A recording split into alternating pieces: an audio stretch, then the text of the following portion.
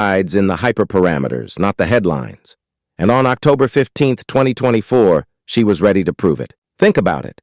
In a world where algorithms decide your job interview, your loan approval, your social feed, why wouldn't they decide your democracy? That's the hook that kept Crockett up nights. And it's the one that should keep you listening, because if we don't crack this code now... But hold up. Before we hit the evidence bombshell that flipped the script, imagine this. What if I told you Crockett's star witness wasn't a lawyer or a lobbyist, but a coder with a conscience, risking it all from a burner phone? Her testimony? It didn't just expose the bug.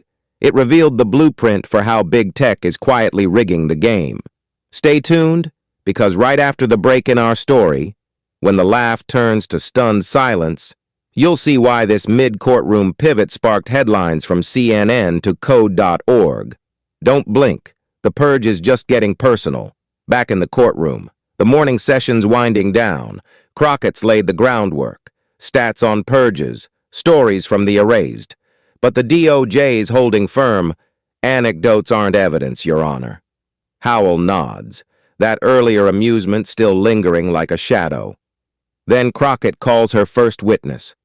Dr. Lena Torres, ex-lead engineer at the company behind Vote Purge. Let's call him Algo Vote for the tale. Via secure video link, Torres appears. Mid-30s, sharp bob, eyes darting like she's expecting a knock at the door. I built the matching engine, she confesses, voice steady but laced with regret. It was meant to verify addresses, cross-check IDs. But the training data, it was poisoned from the start. Crockett leans in. Poisoned how, Dr. Torres? Legacy files from the 80s, arrest logs, welfare rolls, all skewed against minorities. The algorithm learned to associate low activity with black and brown voters. A single undelivered jury summons? Boom, flagged as inactive. Meanwhile, white voters with vacation homes, their second addresses get a pass. The screen behind Crockett lights up. A heat map of purges across Texas. Red blotches over Houston's 5th Ward, Atlanta's West End. See the pattern? She asks the court. Not random. Racial. DOJ counsel jumps. Objection? Inflammatory. Howell. Overruled. Continue, Ms. Crockett. That's when Crockett drops the mid-game hook. The one that hooks you right now. She unveils Exhibit C, a decompiled snippet of the code. Lines of Python scrolling like a digital confession.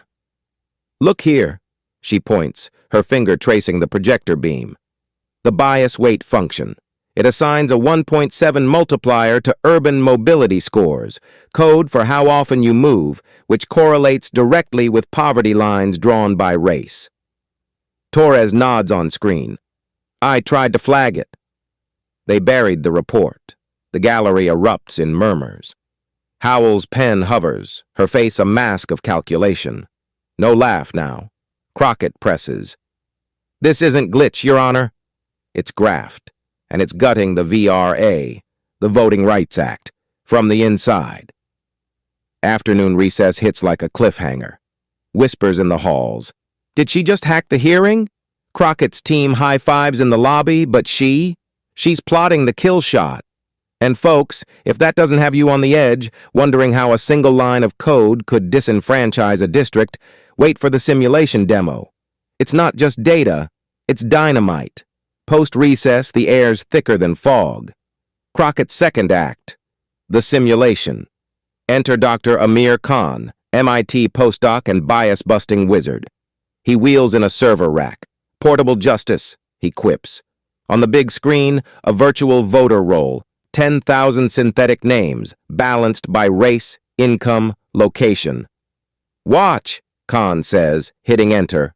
The algorithm hums to life. Purge flags pop like digital landmines.